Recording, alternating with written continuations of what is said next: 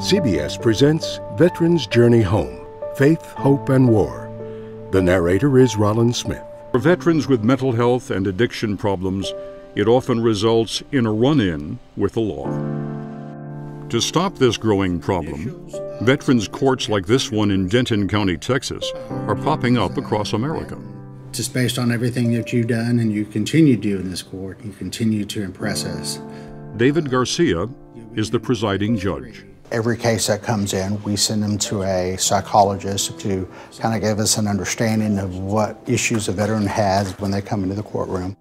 Vets who agree to the terms of the court are monitored 24/7, submit to regular drug testing, and are required to have an ignition interlock device. They are also paired with a mentor who was once a combat veteran.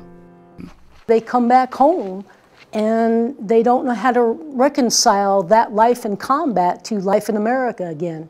So they do, what comes naturally. They try to cope with it. And sometimes that's using alcohol, using drugs, or driving crazy, or getting really, really angry all the time. War is horrible. It's not the glorious stuff you see in the old war movies. It's hard, but veterans can be changed for the better if we just get the help on the other side. People who have moral injury are the people we want in the world. They're the people who have a conscience. They're the people who struggle with what it means to be human. Everything happens to us changes who we are.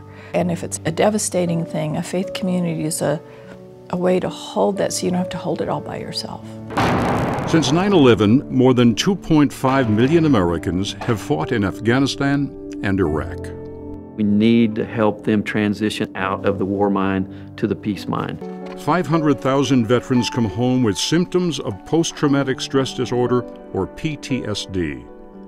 I'm home to a fairly clueless civilian population that rather than deal with the complexities of what they bring home, want to categorize them as heroes or head cases. For us to sort of think they're bad or they're evil or that we don't want to hear about it is our failure.